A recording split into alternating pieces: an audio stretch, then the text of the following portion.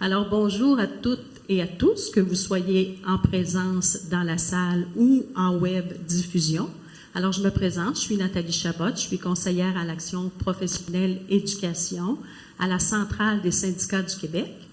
Je suis aussi membre du conseil d'administration du CETREC et c'est à ce titre que je suis là aujourd'hui pour animer l'atelier.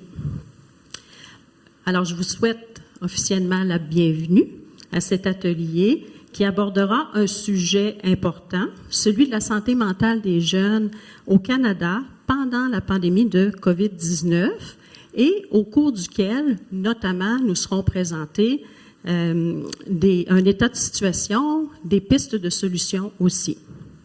Alors, avant d'introduire notre conférencière, je me dois de vous rappeler quelques consignes concernant le déroulement de l'atelier. Alors, comme dans le cas des ateliers précédents, je pense que vous commencez à être habitués, il y aura une période de questions et d'échanges de 15 minutes à la fin, à la suite de la présentation de Mme Geoffroy, qui durera environ une cinquantaine de minutes, 50 à 60 minutes. Alors, lors de la période d'échange et de questions, pour les personnes qui sont dans la salle, eh bien, vous devrez vous présenter au micro. Et les personnes qui sont en web diffusion, vous pouvez poser votre question dans le clavardage. Et lors de la période d'échange, vous serez interpellé pour la poser. Alors, je vous présente notre conférencière, Madame Marie-Claude Geoffroy, qui est professeure de psychologie scolaire et de psychiatrie à l'Université McGill. Elle est titulaire de la chaire de recherche du Canada en santé mentale et en prévention des jeunes et en prévention du suicide. Alors, en plus d'étudier la santé mentale et le suicide, ses travaux l'amènent aussi à identifier des facteurs de protection et des stratégies de prévention pour favoriser une meilleure santé mentale. Elle est lauréate de divers prix et distinctions pour l'excellence de ses recherches. Alors, nul doute qu'elle nous amènera à réfléchir aujourd'hui sur la question de la santé mentale et peut-être nous inspirer aussi dans nos propres milieux à travers notre travail à penser à cette question et à agir pour la santé mentale des jeunes. Alors, la parole est à vous, Madame Geoffroy. Merci. Merci beaucoup pour la belle introduction. Merci aussi au CETREC pour l'invitation. Moi, ça me fait toujours plaisir lorsqu'on m'invite à venir parler de la santé mentale des jeunes. C'est un sujet qui me tient à cœur, puis je pense que si on veut bâtir une société qui est en santé, bien, il faut continuer de parler de la santé mentale ouvertement, respectueusement. Puis je vous remercie à vous de venir entendre la conférence cet après-midi parce que ça signifie que si vous êtes là, vous prenez aussi à cœur la santé mentale de nos jeunes. Je veux d'abord mentionner que les travaux de recherche dont je vais vous parler aujourd'hui, désolée, s'inscrivent dans le cadre de l'Observatoire pour la santé et l'éducation des enfants. L'Observatoire, c'est un regroupement de 50 chercheurs qui viennent de 5 universités différentes à travers le Québec. Un groupement qui est dirigé par la professeure Sylvana Côté à l'Université de Montréal et qui reçoit un financement des fonds de recherche en santé du Québec. C'est un observatoire qui a été créé au début de la pandémie pour essayer de bien documenter les effets de la pandémie sur plusieurs sphères de développement des enfants, puis aussi de proposer des stratégies de reprise post-pandémique. Moi, je m'occupe de l'axe santé mentale et bien-être au sein de l'OPES avec un collègue, le docteur Nicolas Chady. Et au sein de l'axe santé mentale, on a en fait 2 objectifs. Le premier, c'est de mieux comprendre les effets de la pandémie sur la santé mentale des enfants, des adolescents, des jeunes adultes. C'est important, malgré que la pandémie, du moins la phase aiguë, soit derrière nous, de comprendre les effets. Dans le cas d'une prochaine pandémie, je ne nous le souhaite pas, d'être en mesure de réfléchir d'une façon informée des mesures de santé publique qui doivent être prises. Ça nous permet aussi, en comprenant bien quels sont les effets de la pandémie sur la santé mentale de nos jeunes, de planifier des interventions et des services en conséquence. Donc, notre premier objectif. Notre deuxième objectif, c'est de développer et de tester l'efficacité d'innovation sociale pour favoriser le bien-être de nos jeunes. Qu'est-ce que c'est une innovation sociale? Une innovation sociale, en fait, ça consiste à répondre d'une nouvelle manière à un besoin qui a été mal satisfait ou non répondu, et de façon collaborative avec les gens du milieu. Et moi, aujourd'hui, je vais venir vous parler d'École à ciel ouvert, qui est une intervention par la nature qui a présentement lieu là, dans plusieurs écoles du Québec. Donc, pourquoi c'est important parler de la santé mentale des jeunes, puis qu'est-ce que c'est la santé mentale? Là, il y a l'Organisation mondiale de la santé qui définit la santé mentale comme un état de bien-être psychologique et émotionnel. La santé mentale est indispensable pour mener une vie saine et fait partie de l'état de santé en général. Donc, ça fait partie intégrante de la santé. Puis, dans le cas de nos enfants, dans le cas des enfants, la santé mentale est nécessaire aux apprentissages. Parce qu'un enfant qui est en bonne santé mentale va être capable de réguler son stress là, face à un examen qui s'en vient, va être capable d'avoir une bonne estime de lui-même puis d'établir des relations saines avec les autres enfants. Il faut distinguer la santé mentale d'un problème de santé mentale. Un problème de santé mentale, c'est un état qui va engendrer une souffrance et qui va nuire au fonctionnement des enfants dans la vie de tous les jours et à ses apprentissages. On peut penser que les problèmes de santé mentale, en fait, ça concerne les adultes. Moi, dans mes recherches, en fait, je m'intéresse surtout à la dépression puis au risque suicidaire. Puis jusqu'à tout récemment, là, on n'étudiait pas le risque suicidaire chez les enfants, ni la dépression, parce qu'on se disait, ben, c'est des problématiques qui concernent les adultes, ça affecte pas les enfants. On sait aujourd'hui que c'est pas vrai. Puis d'ailleurs, il y a de plus en plus de recherches là dans ce domaine-là. Et d'ailleurs, c'est pendant l'adolescence, l'enfance, début de l'âge adulte que les problèmes de santé mentale vont se manifester pour la première fois. L'âge maximal de début des problèmes de santé mentale est 14,5 ans. Il y a 35% des problèmes de santé mentale qui vont se manifester avant 14 ans. Avant 18 ans, c'est 48% des problèmes de santé mentale qui sont manifestés. Puis avant l'âge de 25 ans, c'est 62% des problèmes qui se sont manifestés. Donc, l'enfance, l'adolescence, début de l'âge adulte, c'est une période vraiment d'opportunité pour prendre soin de la santé mentale des jeunes. Et c'est vrai que, bon, heureusement, plusieurs jeunes qui ont des problèmes de santé mentale vont retomber sur leurs pieds puis vont bien transitionner vers l'âge adulte, hein, qui est une période de la vie vraiment importante en termes d'acquisition de compétences. Mais il y a quand même des jeunes qui ont eu un problème de santé mentale pendant l'enfance, pendant l'adolescence, qui vont avoir des difficultés qui persistent en l'absence d'intervention. Dans des études longitudinales où on suit des jeunes qui ont eu un problème de santé mentale pendant l'enfance jusqu'à l'âge adulte, puis on s'aperçoit qu'à l'âge adulte, qu'il y a des problèmes de santé mentale qui persistent, hein, qui sont devenus plus chronicisés, plus sévères. C'est associé aussi à une mauvaise santé physique, souvent qui peut être expliquée aussi par l'adoption de moins bonnes habitudes de vie, des difficultés interpersonnelles et un stress financier, puis aussi une plus faible scolarisation parce que ce sont des jeunes qui peuvent être plus susceptibles aussi de décrochage scolaire. Donc, voilà pourquoi c'est important de parler de la santé mentale des jeunes. Puis maintenant, en fait, je vais vous parler de quel est l'impact ou les effets de la pandémie sur la santé mentale des jeunes. En mars 2020, on apprend que la COVID-19 circule au Québec, qu'on doit fermer nos écoles. Puis là, on a été plusieurs à s'inquiéter pour nos jeunes. On s'inquiétait aussi beaucoup par rapport au suicide, que les taux de suicide augmentent. En fait, je vous rassure tout de suite, c'est pas le cas. Les taux de suicide n'ont pas augmenté, ils ont même légèrement diminué si on regarde les données récentes publiées par l'Institut de la santé publique du Québec dans tous les groupes d'âge, y compris chez les jeunes. Là, il n'y a pas eu d'augmentation des taux de suicide. Donc, la pandémie est arrivé. Les écoles ont fermé. Et là, les laboratoires de recherche ont aussi fermé. Les scientifiques sont retrouvés à la maison. Puis, ils n'ont pas voulu se tourner les pouces, donc ils ont voulu prêter main forte aux efforts sociétals, mettre à contribution leur expertise, faire ce qu'ils savent le mieux faire, c'est-à-dire la science. Puis c'est important à ce moment-là de documenter en temps réel les effets de la pandémie.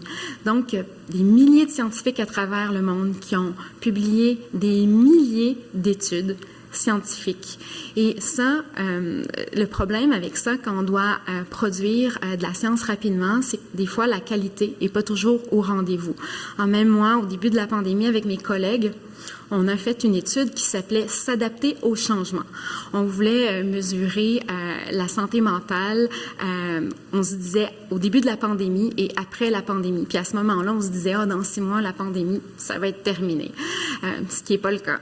Et on a recruté notre échantillon, comme plusieurs autres scientifiques, sur les réseaux sociaux. On a eu un échantillon composé de 95% de femmes, âge moyen 40 ans. C'est pas représentatif de la population, puis il y a des biais de sélection qui sont générés par ce type d'études-là. Donc, nos efforts, en fait, s'inscrivent aussi dans un mouvement général, beaucoup d'études. Et là, en fait, avec de la qualité, des niveaux de qualité différents, et ça fait de l'interférence. C'est très difficile de détecter exactement le signal. La question semble simple, mais c'est pas très si facile d'y répondre. Pour bien mesurer le changement, ce qu'il nous faut, en fait, en recherche, c'est 2 choses. Soit des études longitudinales, où on suit les mêmes participants à travers le temps pour mesurer les changements dans une mesure prise à un moment donné versus plus tard, ou des échantillons transversales répétés. Ça veut dire qu'on sélectionne un échantillon avec une méthodologie donnée, puis disons 1 an plus tard, on resélectionne un autre échantillon avec les mêmes caractéristiques, avec la même méthodologie. Donc, nous, avec notre équipe, ce qu'on a voulu faire, c'est une revue de la littérature pour comprendre les effets de la santé mentale chez nos jeunes au Canada. Là, des revues de la littérature, il y en a des centaines. Il y a des milliers d'études, il y a des centaines de revues de la littérature. Mais nous, on s'est focusé chez les jeunes de 0 à 25 ans qui vivaient au Canada. Parce que il y a beaucoup de différences aussi dans la façon dont les différents pays ont réagi à la pandémie. Le Canada, par rapport aux autres pays du G10, a super bien performé en termes de vaccination, nombre d'infections, nombre de décès. Mais par contre, les mesures de santé publique qui ont été mises en place étaient particulièrement sévères en termes de, je parle au Canada, en général pas spécifiquement le Québec, jour de fermeture d'écoles, restrictions sur les transports aériens, etc. Et on sait que plus les mesures ont été sévères, plus on risque d'influencer la santé mentale de nos jeunes. Donc là, dans notre revue de la littérature, ce qu'on a fait, c'est qu'on a cherché des moteurs de recherche pour essayer d'identifier toutes les études qui avaient été publiées, qui avaient mesuré le changement dans la santé mentale avant la pandémie et pendant la pandémie, entre autres. Donc, on a identifié plus de 10 000 citations, puis on a retenu, en fait, les articles scientifiques qui remplissaient nos critères. Et là, je vais vous parler aujourd'hui, c'est encore des résultats préliminaires, ils ne sont pas encore publiés, mais je vais vous parler des changements qu'on observe dans les symptômes dépressifs et les symptômes anxieux avant et pendant la pandémie. Avant la pandémie, quand je parle d'avant la pandémie, je réfère à la période entre janvier 2018 et mars 2020. On a voulu avoir une fenêtre un peu plus restreinte pour la comparaison. Donc, malgré qu'on a identifié 10 000 citations, il y avait juste 10 articles scientifiques au Canada qui avaient regardé les changements dans les symptômes dépressifs chez les jeunes. Là, la plupart des études étaient longitudinales, en population générale. 2 études venaient de la province de Québec, 5 de l'Ontario, puis 3 d'autres provinces. L'âge moyen des études rapportait sur les enfants adolescents. Il y avait 6 études et 4 chez les jeunes adultes. Et 6 études avaient mesuré la santé mentale pendant la COVID en 2020, seulement 4 en 2021, puis il n'y en avait pas en 2022. Juste en regardant les caractéristiques des études, comme ça, on s'aperçoit qu'on a une vision très, très partielle là, sur ce qui s'est passé. Par rapport aux symptômes dépressifs, en fait, là, ce sont en fait ce qu'on appelle un graphique en forêt. C'est la façon dont on compile les différentes études scientifiques. Là, à gauche, on a le nom du premier auteur, puis ensuite, à droite, on a les estimés statistiques. En fait, ça mesure la différence de moyenne standardisée. Et puis, on calcule une statistique générale. Quand on met toutes les études ensemble, qu'est-ce qu'on obtient? Pour les symptômes dépressifs, ce qu'on obtient, c'est une détérioration des symptômes dépressifs chez nos jeunes pendant la pandémie, mais qu'on qualifie de minime parce qu'une détérioration peut être de différentes ampleurs. Et pour les symptômes dépressifs, avec les études scientifiques qu'on a identifiées, une détérioration minime. Oups, désolée. Pour les symptômes anxieux, encore là, on a identifié seulement 10 études et ce qu'on observe pour les symptômes anxieux, c'est qu'on n'observe pas d'effet de la pandémie en général, mais on observe des effets de sous-groupe. Entre autres, les symptômes dépressifs s'étaient détériorés en 2021, mais pas en 2020. Ce qui peut faire du sens parce que la plupart des études en 2020 aussi ont été réalisées pendant l'été.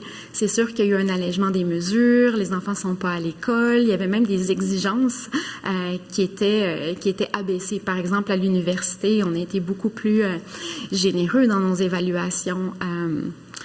Donc, en 2020, un effet faible. Et ce qu'on voit aussi, c'est une différence sexuelle, c'est que les filles auraient davantage détérioré au niveau des symptômes anxieux et on parle d'un effet modéré pour les symptômes anxieux. Voilà. Voilà, donc juste rapidement, pour conclure, on a examiné 10 000 citations. On a seulement identifié 11 études canadiennes distinctes. On a le portrait, en fait, qu'on obtient concerne davantage 2020.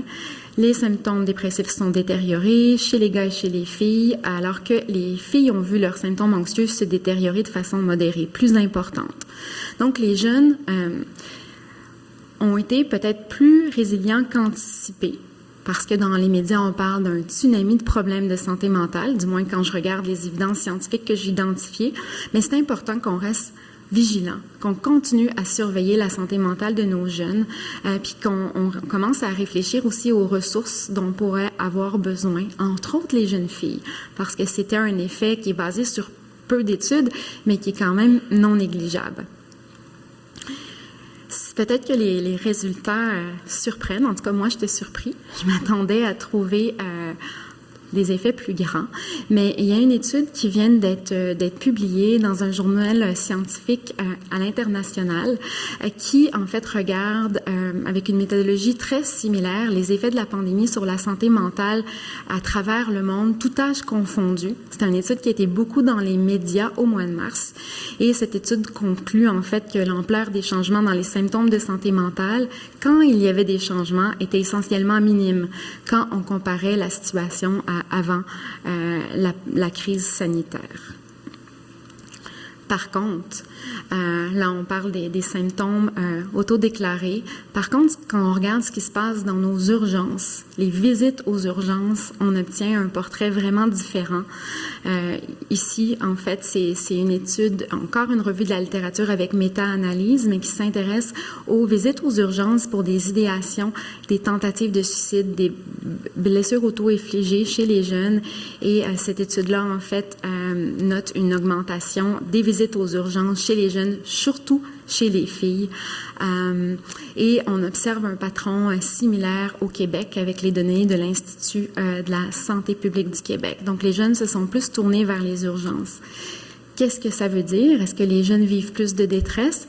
C'est possible. Nous, avec nos données 2021, on voit une augmentation de l'anxiété, surtout chez les filles. Ça se peut aussi que les services à l'externe ont peut-être diminué. Encore, on ne peut pas aller voir le psychologue scolaire, le psychoéducateur ou accéder à un intervenant, même au privé, parce que même l'accès au privé est difficile. Qu'est-ce qu'on fait? On se tourne vers les urgences. C'est une autre explication possible. Aussi, les jeunes ont passé plus de temps avec leurs parents. On parle beaucoup de santé mentale dans les médias. Est-ce que les parents ont été plus vigilants? Est-ce qu'ils ont été plus en mesure de reconnaître la détresse puis d'envoyer leurs jeunes à l'hôpital? c'est une autre possibilité. Donc, voilà pour l'état de la situation, du moins basée sur mes recherches, ce qui m'amène à parler, en fait, des interventions. Qu'est-ce qu'on fait? Ça, ici, c'est une pyramide des interventions possibles, juste pour, ici, illustrer le fait que des interventions peuvent s'opérer à différents niveaux. Il y a des traitements spécialisés qui existent. Par exemple, la thérapie cognitivo-comportementale pour une jeune qui présenterait un trouble d'anxiété généralisée. On va aller chercher un traitement spécialisé. Il y a aussi des interventions préventives. Dans des interventions préventives, ce qu'on veut faire, c'est qu'on va cibler des jeunes qui présentent des facteurs de risque, mais qui n'ont pas encore développé un problème, puis on va leur offrir une intervention. Par exemple, des séances de pleine conscience pour des jeunes avec des traits perfectionnistes. On sait que le perfectionnisme peut être lié à l'anxiété. Et ensuite, en bas de la pyramide ou du triangle, on a les interventions universelles qui visent tout le monde et qui visent la promotion de la santé mentale en général, des saines habitudes de vie. Et ceci, c'est l'introduction pour venir vous parler de École à ciel ouvert. Voilà. Donc, une bonne santé mentale pendant l'enfance ouvre la voie à une bonne santé physique et mentale pendant l'âge adulte. Et c'est vraiment pour essayer de voir comment on pouvait favoriser la santé mentale, le bien-être de tous les enfants qu'on a proposé dans le cadre de l'Observatoire École à ciel ouvert. Qu'est-ce que c'est École à ciel ouvert? En fait, c'est une intervention par la nature à l'école. Donc, c'est réalisé en contexte scolaire dont notre objectif est de favoriser le bien-être. Ici, voilà, donc c'est moi qui vous présente à quel est ciel ouvert aujourd'hui, mais c'est vraiment l'effort d'une collaboration entre plusieurs chercheurs, dont Sylvana Côté, Catherine Malveuf, Urtubise, Jean-Philippe Ayotte-Baudet, qui présentent en même temps que moi dans un autre colloque, et plein d'autres chercheurs du milieu de l'éducation, aussi du milieu de la psychiatrie, de la médecine, de la psychologie. On a aussi plusieurs collaborateurs, entre autres Espace pour la vie à Montréal, Mère au front, qui soutiennent notre projet. Donc, pourquoi proposer une intervention par la nature à l'école, là? D'où ça sort? Quel est le rationnel derrière ça? Je pense que on reconnaît tous que les habitudes de vie peuvent agir comme piliers de la santé. Bien dormir, c'est important, bien manger, faire de l'activité physique. Mais il y a de plus en plus de littérature scientifique qui soutiennent que s'exposer à la nature pourrait aussi agir comme un pilier de la santé. Et il y a quand même pas mal de documentation scientifique à cet égard-là. On dit que les jeunes, lorsqu'ils sont en nature, vont plus bouger, vont plus faire d'activité physique, hein, ce qui fait du sens. Une diminution du stress. Quand on est stressé, on sécrète une hormone qui s'appelle le cortisol. Et dans des études expérimentales, on voit que les gens vont sécréter en moyenne moins de cortisol lorsqu'ils sont dans un milieu naturel vert versus quand ils sont en ville ou à l'intérieur. Une humeur plus positive. En nature, les gens vont rapporter des sentiments de calme, de tranquillité, de joie, de bien-être, de sérénité, davantage. Une meilleure capacité d'attention, et ça, je vais y revenir parce que c'est important pour les apprentissages des jeunes. Des meilleures habiletés motrices, surtout pour les petits. Hein, il y a beaucoup plus d'exploration, des mouvements qui se fait à l'extérieur, puis moins de problèmes de poids, ce qui peut être expliqué aussi par le fait que les jeunes bougent plus. En plus des bienfaits connus chez les jeunes, on sait que le fait d'être en contact avec la nature va plus sensibiliser les jeunes à la protection de la planète. Un effet aussi qui est recherché particulièrement dans le contexte actuel. Maintenant, je veux vous présenter 3 études scientifiques plus en détail, mais pas trop en détail, qui soutiennent l'idée que la nature est bénéfique. Une première étude qui est réalisée par une étudiante de doctorat dans mon équipe, en fait réalisée auprès d'un échantillon là, d'enfants québécois nés à la fin des années 90. C'est un échantillon longitudinal, donc on suit encore ces enfants-là aujourd'hui. Et ce qu'on a fait, c'est que lorsque ces jeunes-là étaient enfants, on avait de l'information sur leurs codes postaux. Et là, on a couplé leurs codes postaux avec des informations sur des données satellites où on mesure des indicateurs de verdure. Puis on s'intéressait seulement aux jeunes qui habitaient dans des milieux urbains au Québec. Donc Montréal, Québec, la région de Québec, Sherbrooke et Trois-Rivières. Là, on a suivi ces jeunes-là jusqu'à l'adolescence, puis on a regardé, est-ce que les jeunes qui avaient habité dans un quartier plus vert, est-ce que ils étaient différents sur plusieurs indicateurs de santé mentale à l'adolescence? Puis en fait, les jeunes n'étaient pas plus différents lorsqu'on parle de dépression, d'anxiété, pas de différence non plus pour les idéations suicidaires, mais ce qu'on a trouvé, c'est une meilleure capacité d'attention chez les jeunes qui avaient grandi dans un milieu plus vert quand ils étaient enfants. Puis ça a un effet aussi qui reste qu'on contrôle pour tout ce qui peut confondre, du moins dans la mesure du possible. Il y a des grandes inégalités qui existent entre les milieux socio-économiques des familles. Les familles plus aisées, plus éduquées, habitent dans des quartiers plus verts que les familles moins favorisées. Donc, on a contrôlé pour les indices de favorisation de la famille, contrôlé pour les indicateurs également dans le quartier et aussi ajusté nos résultats pour la santé mentale des enfants quand ils étaient enfants. Puis on voit cet effet protecteur de la verdure pour l'attention. Ça m'amène à vous parler d'une étude expérimentale qui est réalisée par d'autres chercheurs. C'est une étude qui a été conduite auprès de 17 enfants. Là, c'est sûr que c'est un petit échantillon, mais c'est 17 enfants qui avaient un trouble un déficit de l'attention et qui prenaient des psychostimulants, mais les jours de l'expérience, on a demandé aux enfants de ne pas prendre leurs psychostimulants. Puis on les a fait marcher pendant 20 minutes dans 3 environnements. Dans un environnement naturel, dans un parc, dans les rues du quartier ou en ville. Et ce qu'on a vu, c'est, on voit à gauche, donc que les enfants qui ont marché dans un parc avaient des meilleures capacités d'attention sur un test de mémoire de chiffres à l'envers. Là, on dit à l'enfant 5, 7, 3. Puis là, l'enfant doit répéter les chiffres à l'envers 3, 5, 7. Non, 3, 7, 5, pardon.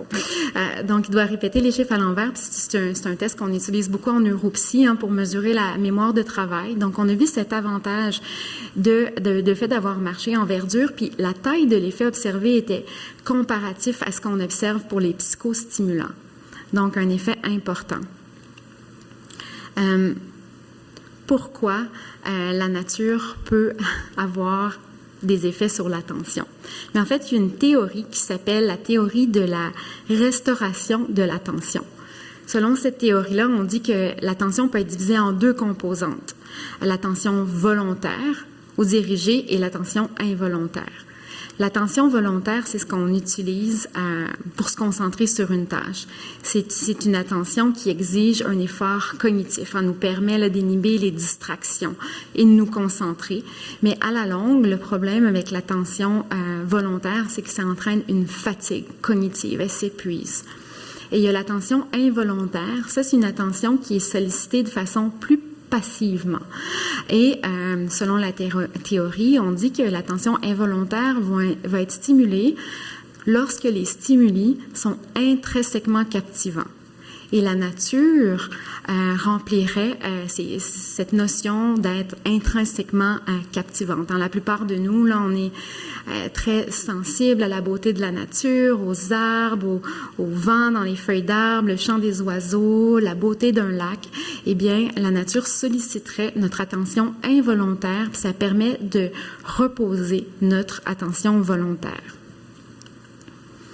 Dernière démonstration de l'importance de la nature. Là, c'est une étude qui a été réalisée chez les adultes, cette fois-ci, des adultes qui souffraient d'une dépression majeure réfractaire, suivie en psychiatrie à l'hôpital Douglas, où je travaille. Et on a demandé à ces adultes de marcher dans deux lieux différents, soit en nature, et c'était dans le parc Angrignon, là pour ceux qui connaissent Montréal, qui est un parc avec beaucoup de biodiversité, ou dans un milieu urbain, là c'était les rues autour de l'hôpital, entre autres le boulevard de la Vérandrie. Et ce qu'on a observé, c'est que les patients dépressifs, et juste mentionner que c'est difficile de mobiliser l'affect des personnes qui souffrent d'une dépression aussi sévère, mais les patients qui avaient marché dans le milieu en nature avaient une plus grande diminution des sentiments négatifs pendant la marche, puis ça avait subsisté aussi jusqu'à 48 heures après la marche. Par sentiments négatifs, là, je parle d'humeur dépressive, d'irritabilité, de colère. Donc, on a vu des bénéfices.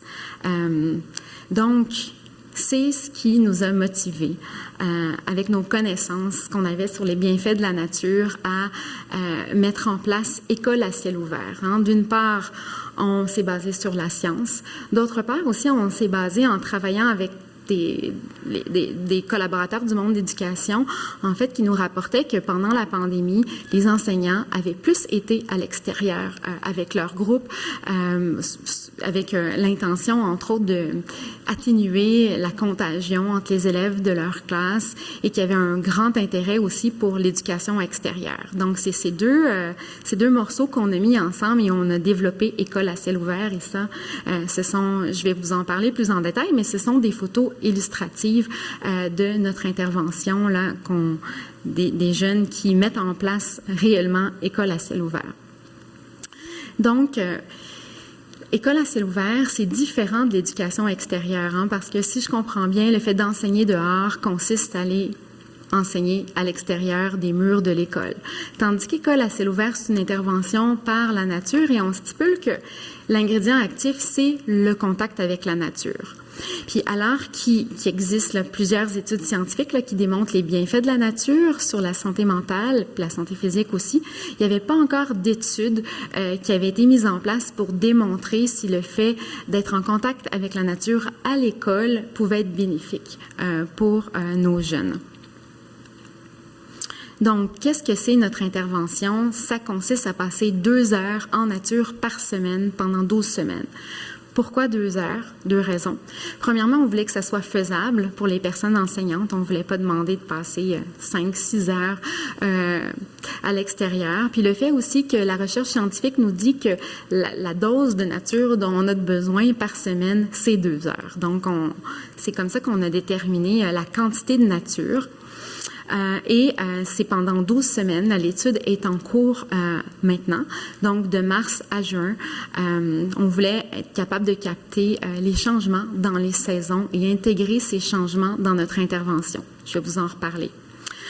On a voulu aussi guider les enseignants en développant des activités que les enseignants pourraient mettre en pratique une fois à l'extérieur, puis des activités qui sont toutes en lien avec la nature.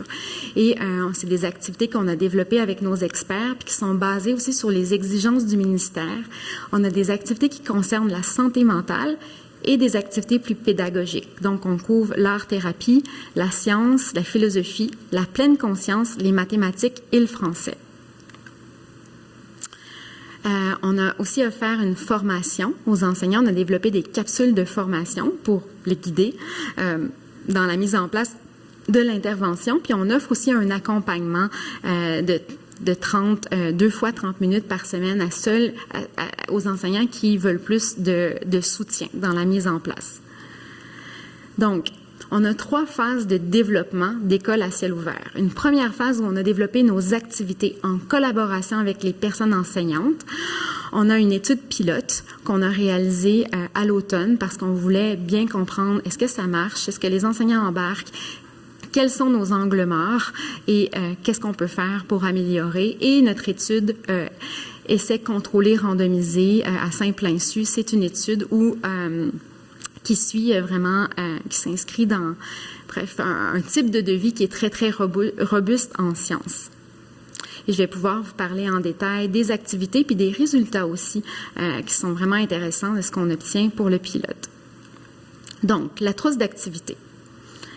Développée par Catherine Malbeuf-Urtubise, psychologue scolaire, Jean-Philippe Ayotte-Baudet du domaine de l'éducation. Il y a une chaire de recherche en enseignement extérieur. 30 activités qu'on a développées dans 6 thématiques, puis toutes les activités sont axées sur la nature. On a aussi puisé certaines activités du livre École à ciel ouvert. Là, je vous le recommande. C'est un livre suisse, je crois. Suisse et français. Il y a 200 activités plein air pour enseigner. C'est vraiment intéressant. Il y a des petits bijoux à l'intérieur du livre. Donc, je vais juste vous montrer des exemples d'activités. Ici, c'est 3 exemples d'activités bien-être ou santé mentale dans les 3 thématiques, pleine conscience, philosophie, art-thérapie. Par exemple, pour la pleine conscience, là, on demande aux enfants de marcher en pleine conscience à l'extérieur, d'être attentifs à ce qui se passe autour d'eux, bruit du vent, le contact de l'herbe sous leurs pieds, si jamais ils marchent pieds nus. Beauté de la nature, c'est une activité de philosophie. Les enfants, avec leurs enseignants, doivent réfléchir à qu'est-ce que c'est la beauté, qu'est-ce que ça veut dire pour toi la beauté, et puis la beauté dans la nature. Qu'est-ce que tu trouves beau dans la nature? Donc, c'est plus une discussion qui est guidée. Et mandala par la nature, c'est de l'art-thérapie. Les enfants collectent des bouts de bois, des fleurs, des cailloux pour construire un mandala avec des éléments naturels.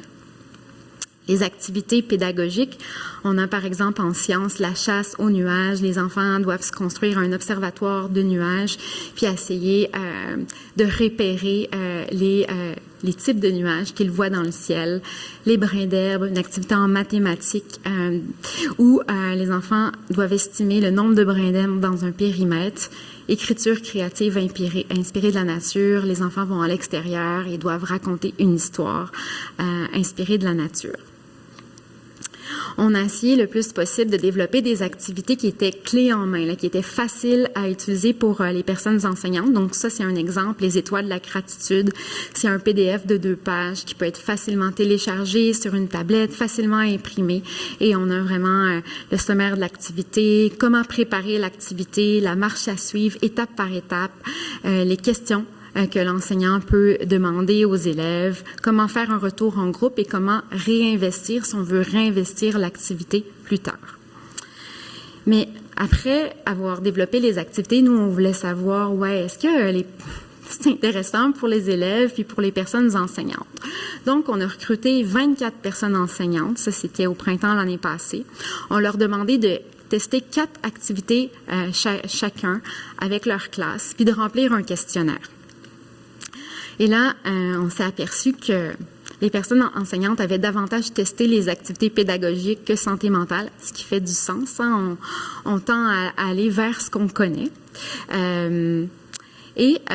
Pour l'évaluation de la qualité, en fait, on a posé différentes questions sur une échelle de 1 à 5. Est-ce que nos consignes étaient claires? Est-ce que c'était simple pour vous de préparer l'activité? Est-ce que c'était simple de la réaliser? Est-ce que les élèves étaient engagés? Est-ce que les élèves ont aimé? Est-ce que j'enseignerai cette activité à l'avenir? Puis est-ce que je la recommanderais à un collègue? Et là, on a comptabilisé toutes les réponses très généreuses des enseignantes pour essayer d'évaluer la qualité. Puis nos scores variaient de la plus faible, c'était 3,67 lecture au parc en français, et certaines activités ont été cotées 5 sur 5. Ça, c'est pour la pédagogie. Pour le bien-être également, une activité qui avait été moins bien appréciée, la nature, l'environnement et toi, 2,64. Mais sinon, en général, nos activités avaient été quand même appréciées. Mais ce qu'on a fait, c'est qu'on est retourné à nos cahiers parce qu'on voulait développer une intervention en collaboration avec les personnes enseignantes à toutes les étapes. Donc, les enseignants avaient aussi laissé des commentaires écrits. Donc, on a retravaillé nos activités, intégré les commentaires, essayé d'améliorer la qualité des activités. Puis aussi, on a développé de la formation pour aider les enseignants à mettre en place les activités de bien-être. Là, par exemple, philosophie de la beauté. Ce qu'on a fait, c'est que pour chaque capsule de formation qui dure environ 5 minutes, on a été tourner la mise en place de l'activité dans une classe, réellement, là, avec une personne enseignante qui s'est prêtée volontaire, et on a ponctué, en fait, ce vidéo-là par des conseils de notre experte là, de contenu, qui est Catherine Malbeuf-Urtubis. Voilà, on a reçu aussi des témoignages, puis je les rapporte rapidement parce que moi, je fais de la recherche surtout en épidémiologie. Je travaille avec des données, fait qu'il n'y a jamais de données qui me parlent après pour me dire qu'ils étaient contents. Mais ce que j'aime beaucoup avec le fait de travailler avec les enfants et les écoles, c'est c'est vraiment le fun d'avoir de la rétroaction, collaborer, puis on a eu plein de beaux témoignages. Par exemple, écriture par la nature, vraiment une belle activité. Le yoga, moi qui adore faire du yoga, j'ai trouvé ça très intéressant de partager ça avec mes élèves. Ils ont tous participé en fin d'année, en 2 examens. C'est parfait pour enlever les détendre et enlever le stress. Donc, des beaux commentaires. Puis ça nous a vraiment motivés à continuer vers l'étude pilote. L'étude pilote, donc, s'est déroulée à l'automne. On a sélectionné 5 classes de 6e année. On avait environ 100 élèves participants. Ça a duré 6 semaines, donc c'était moins long là, que l'intervention totale. Les enseignants ont passé 2 heures par semaine en nature, ont complété 2 questionnaires. Les questionnaires concernaient la santé mentale des enfants, bien sûr, et aussi les comportements avec l'environnement, parce que c'était les 2 cibles, en fait, sur lesquelles on souhaitait avoir un effet. Et là, j'ai des résultats à vous présenter. C'est des résultats préliminaires puis qui sont moins robustes que l'étude qu'on est en train de conduire maintenant parce qu'il y a seulement 100 élèves participants puis c'est un devis pré-poste. On a mesuré avant et après puis on n'a pas de groupe contrôle. Mais puis on manque un peu de puissance statistique, mais même ceci étant dit, ça reste intéressant. Pour les problèmes internalisés, donc tout ce qui est gardé à l'intérieur, comme l'anxiété, la dépression, on n'a pas vu de changement. À la fois lorsqu'on regardait les réponses des enfants qui ont répondu au questionnaire, puis on avait aussi administré les mêmes questionnaires aux enseignants pour avoir leur perception sur l'enfant. Pas de changement. Par contre, ce qu'on voit, c'est une diminution des problèmes externalisés, l'impulsivité, l'hyperactivité, le respect des consignes. Une diminution qui s'observe à la fois dans le questionnaire des enfants, à la fois dans le questionnaire des enseignants, puis qui est aussi en lien avec ce qu'on observe dans la littérature. On a une augmentation du degré de préoccupation concernant le climat. Donc, les enfants ont davantage sont davantage préoccupés. Et il y a eu aussi une augmentation des comportements environnementaux évalués par l'enfant suite à l'intervention. Les enfants ont mentionné, par exemple, faire un effort davantage pour économiser l'eau, pour ramasser les déchets dans les parcs, puis économiser l'énergie. Il n'y a eu aucun changement au niveau des sentiments positifs et négatifs évalués par l'enfant. Mais je sais qu'on voit des effets chez des filles, là, dont je ne vous parle pas aujourd'hui, mais les filles ont davantage diminué les sentiments négatifs et augmenté les sentiments positifs. Avec le pilote, on a voulu aussi apprendre du pilote, collaborer encore une fois avec les personnes enseignantes, puis on est encore là retourné à nos cahiers. On a, suivant les commentaires des personnes enseignantes, élargi le bassin. C'était plus seulement les classes de 6e année, mais on a aussi intégré des classes de 5e année. On a simplifié notre formulaire de consentement quand on communiquait aux parents. On a raccourci nos questionnaires parce que c'était vraiment trop long pour les personnes enseignantes. On a aussi on a offert plus de soutien également, puis on a offert une plus grande compensation financière pour dédommager les enfants, les personnes enseignantes de leur temps. Puis on a aussi mis un critère, en fait, c'est pour encourager les enseignants à encore plus faire d'activités bien-être. On leur a demandé, là, pour la grande étude qui a lieu maintenant, de mettre en pratique 10 activités bien-être. Maintenant, l'essai contrôlé randomisé. On a un protocole qui est publié selon les règles de l'art et qui explique toute la méthodologie de l'étude. Pour le recrutement, ce qu'on a fait, c'est qu'on a recruté les participants de novembre à février. On a d'abord proposé au centre de services scolaires, au directeur d'école qui avait déjà participé à une étude qu'on avait menée avec l'Observatoire pour la santé et l'éducation des enfants. Mais ensuite, comme on était en dessous des cibles espérées, on a élargi en fait les critères. Ce qu'on a fait, c'est qu'on a présenté le projet aux personnes enseignantes par vidéoconférence, par téléphone, pour essayer de créer un certain engouement. On a mis ici une annonce sur les réseaux sociaux et on a aussi développé une vidéo de recrutement.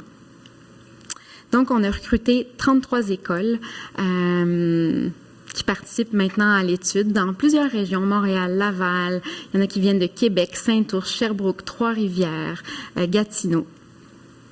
Et les personnes enseignantes qui sont dans le groupe intervention, les personnes enseignantes ont été distribuées dans les 2 groupes intervention, c'est-à-dire qui vont dehors 2 heures en nature, ou dans un groupe contrôle, et ont été distribuées au hasard.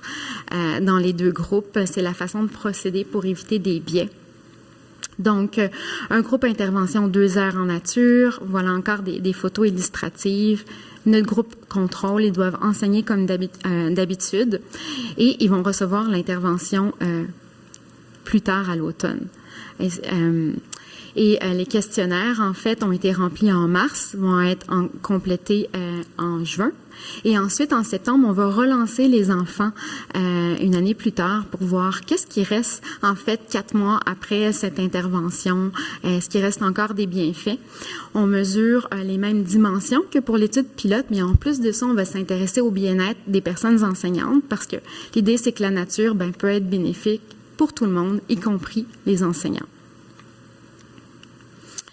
Voilà, ça ici, simplement pour mentionner la méthodologie qu'on a utilisée. Et on a recruté en tout et partout 33 écoles. Parmi ces 33 écoles, il y a 26 classes dans le groupe intervention, puis 28 dans le groupe contrôle. C'est 1017 enfants qui participent actuellement à l'étude. Voilà. Et là, je veux vous présenter une vidéo qui dure 5 minutes. Je ne sais plus où je suis dans le temps, mais... Oui? Vous allez le faire jouer? OK.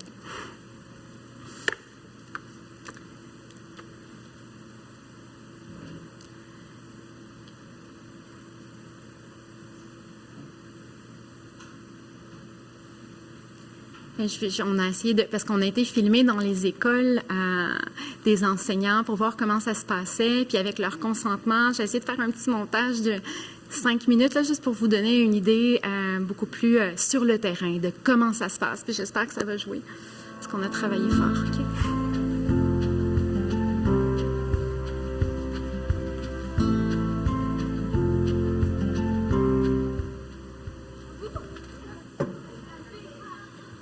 Est-ce qu'il y en a qui savent qu'est-ce que c'est qu'un mandala? C'est un genre de dessin avec plein de motifs. Oui. Tu dessines. Ça peut avoir toutes les formes. Ça peut avoir différentes formes, très juste. Ça peut stresser. Ah! Donc, on fait un mandala pour se centrer, pour se déstresser, pour travailler sur notre anxiété. Si, par exemple, il y a quelque chose qui nous trouble. Moi, j'ai des petites fleurs. Il y en a des jaunes puis des mauves. Puis j'ai des petits pic-pics avec un escargot dedans. Ce que j'ai aimé de l'activité, c'est qu'elle n'était pas très longue, puis les enfants étaient vraiment comme activés tout au long. Je faisais le tour des équipes, puis les élèves prenaient le temps de dire c'est ça, à quel point ils trouvaient ça apaisant de le faire, puis de vivre cette activité-là. Souvent, c'était drôle parce qu'ils n'avaient pas d'idée de comment commencer, puis on les questionnait. Est-ce que tu commencerais plus par l'extérieur, l'intérieur? Ah, j'ai pas assez de par exemple, matière, mais là, on voyait qu'on n'était pas nécessairement obligé de faire un motif qui se répète partout, donc très, très, très intéressant, puis ça permettait aussi de mieux les connaître.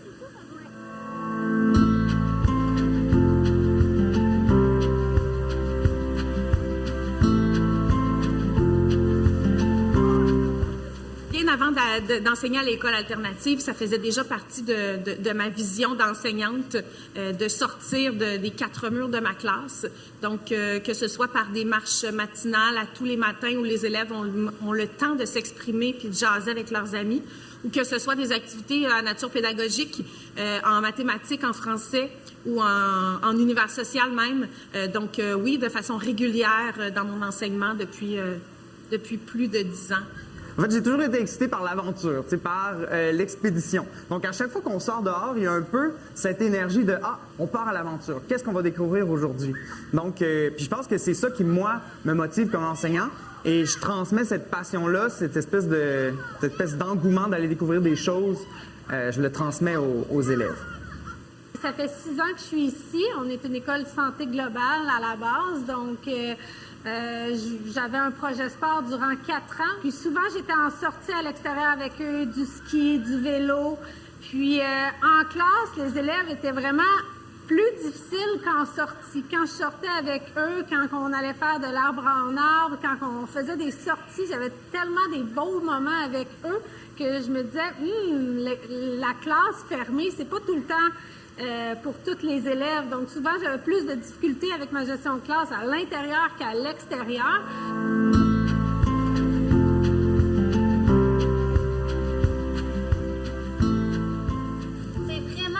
vocabulaire-là que je veux qu'on aille chercher, la précision de nos observations. C'est vraiment... Comme je suis enseignante au 3e cycle, je trouvais ça plus difficile de venir faire des apprentissages en plein air.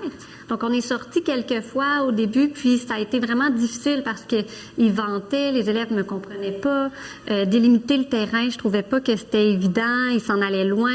Il y avait des comportements qui me décevaient vraiment par rapport au respect de l'environnement. Ils avaient arraché toutes les pommettes d'un arbre, ils les avaient laissées par terre.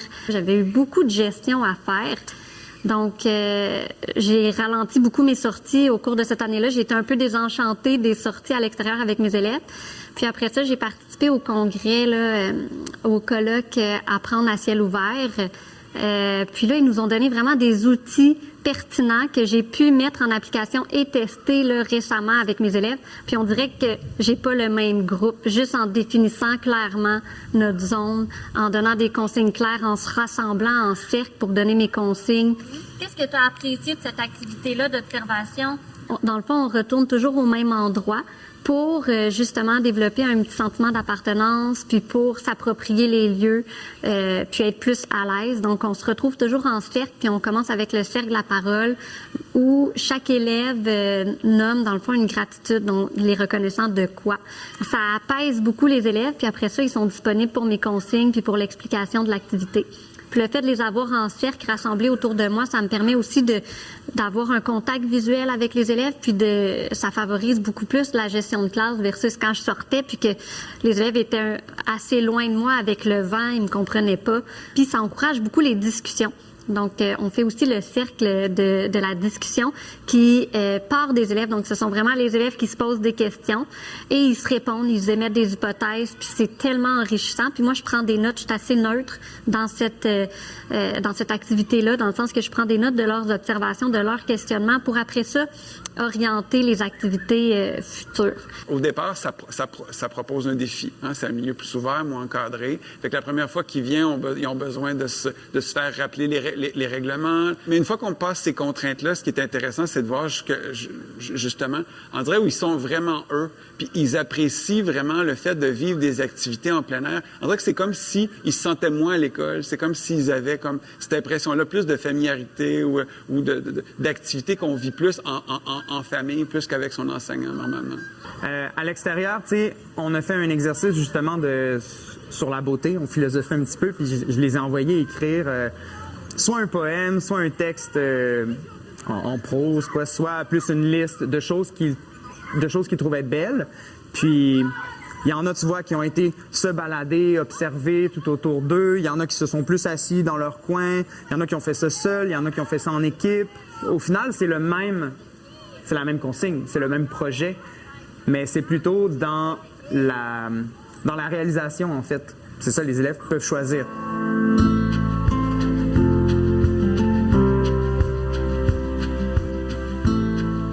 C'est en nous de profiter davantage du plein air, puis je pense aussi que ça peut être une façon, spécialement dans les milieux où les enfants ont moins la chance de pouvoir vivre des activités dans les Laurentides, de pouvoir faire des sorties à l'extérieur, mais le fait de pouvoir être à l'école, mais à le milieu extérieur, ben de dire, je vis des moments spéciaux avec mon enseignant, mais on le vit dans un contexte différent, on n'est pas nécessairement entre quatre murs.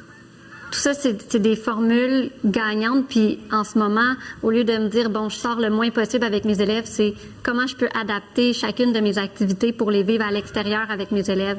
Je trouve que la gestion de classe est plus facile. Les questionnements les questions qui se posent, ça m'impressionne. Je trouve qu'on vit des apprentissages, on vit des expériences, des aventures. Ça nous a vraiment rassemblés. Puis je m'en passerai plus là maintenant.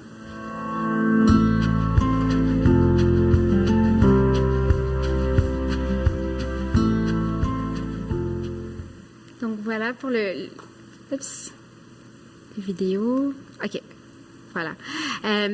Donc, il faut encore attendre. Hein. En juin, on va attendre les réponses des enfants puis des enseignants avec impatience pour savoir est-ce que ça a marché, cette grande initiative. J'espère que oui. J'espère qu'on va être capable de démontrer des bienfaits puis de aussi générer des arguments supplémentaires à savoir pourquoi c'est important d'aller en nature. Je veux remercier ma coordonnatrice, Julia Fueco, puis aussi toutes les personnes enseignantes qui ont collaboré jusqu'à maintenant à École à ciel ouvert, parce que ça n'aurait pas été possible sans eux. Aussi, juste rapidement mentionner que dès que notre étude est terminée, et à la condition qu'on ne montre pas d'effet iatrogène, là, ça ne surprendrait iatrogène, ça veut dire que l'intervention a nuit plutôt qu'aider. On va tout partager, notre matériel. On a un site web qui s'appelle École à ciel ouvert avec les formations, les activités. On va le partager, puis en espérant que ça soit réutilisé. Voilà, merci.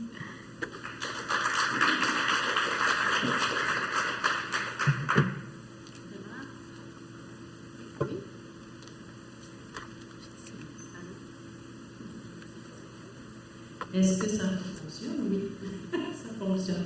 Eh bien, merci infiniment, Mme Geoffroy. Je vais me permettre un petit commentaire personnel.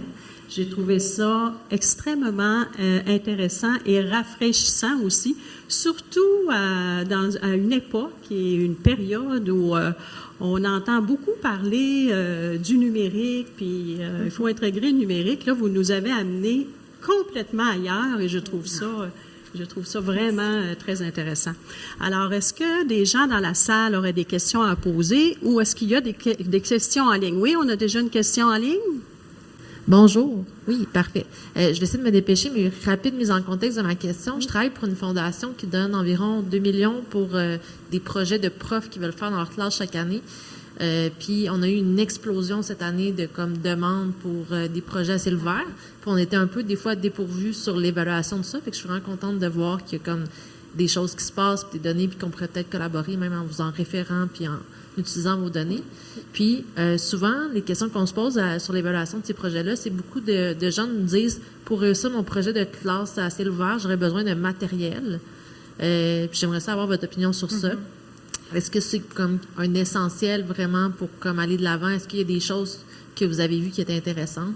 Puis aussi, je me demanderais, est-ce que vous allez étudier le caractère de défavorisation des écoles dans votre étude, puis comment vous allez traiter ça? C'est mes petites questions.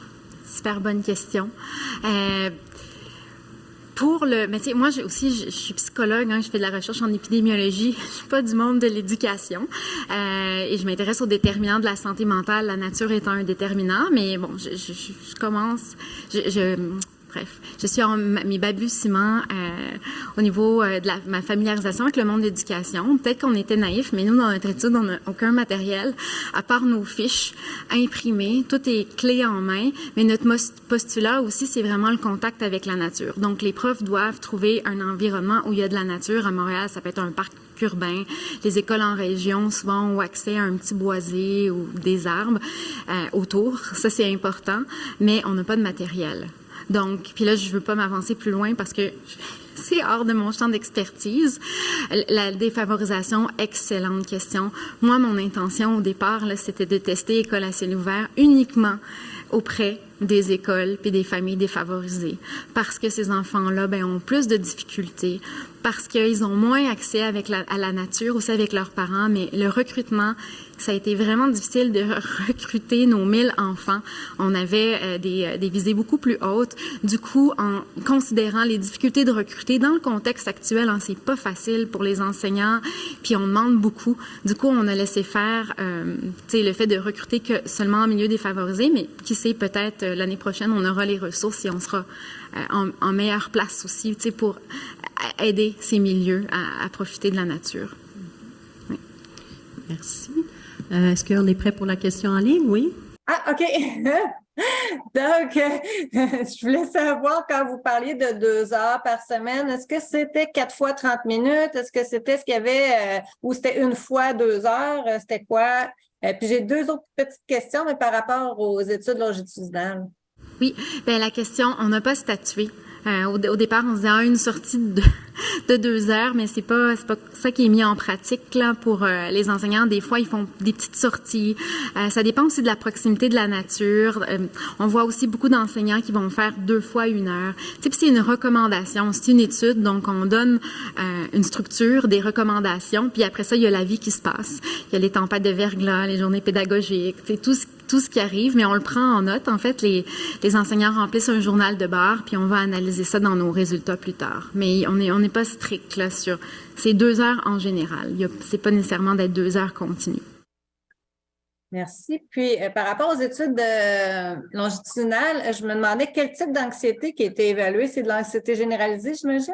Oui, c'est ça. La plupart des études échelle auto-rapportée d'anxiété généralisée. Puis on parle, c'est des symptômes. Hein? On n'est pas dans le registre des problèmes, donc c'est une augmentation au niveau des symptômes d'anxiété généralisée.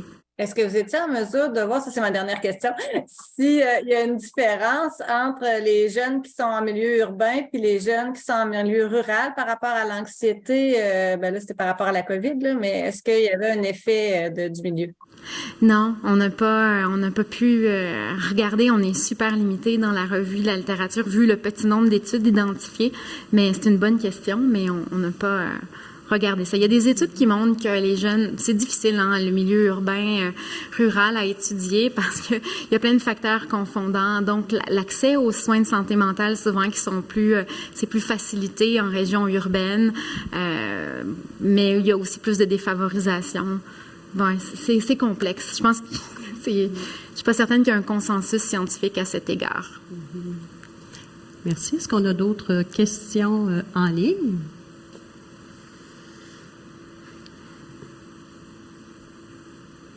Ça semble pas. Oui? Non? OK. Puis on n'a pas d'autres questions à personne. Moi, je me permettrais une observation, mais qui va déborder un peu le cadre de votre présentation. Je fais un lien avec une présentation à laquelle j'ai assisté ce matin, dans le fond, en introduction, dans le cadre de la revue de littérature que vous avez fait, vous avez constaté qu'il y avait eu une détérioration quand même minime des symptômes dépressifs chez les jeunes, puis des symptômes anxieux aussi, mais là, il y avait des effets de groupe. Oui. Là, il y avait plus une augmentation modérée de l'anxiété chez les filles. Oui.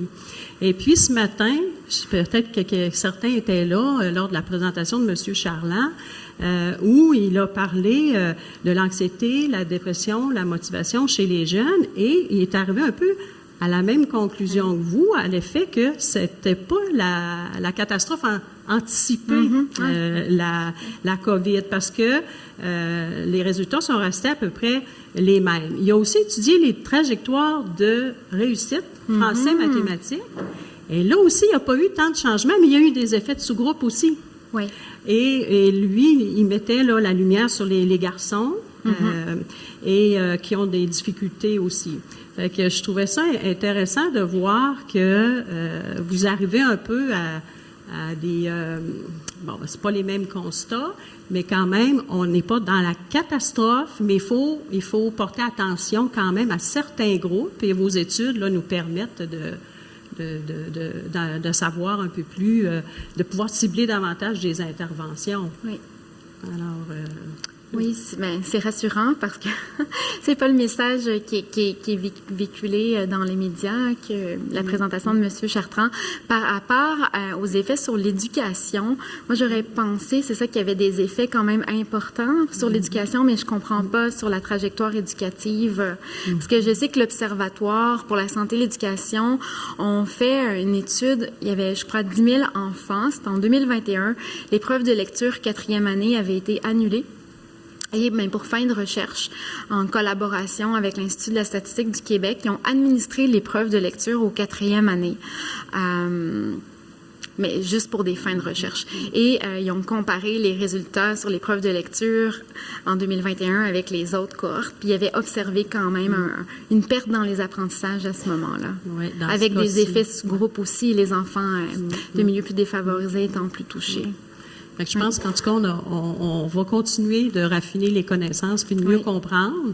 Fait que c'est ça. Fait que c'est un tableau en différentes teintes, différentes nuances. Oui. Ouais. Est-ce qu'il y a d'autres questions? Non, ni dans la salle. Alors, eh bien, merci beaucoup, Madame Geoffroy. Et merci à vous tous aussi pour votre attention et vos interventions. Alors, je vous souhaite une bonne conclusion là, de colloque.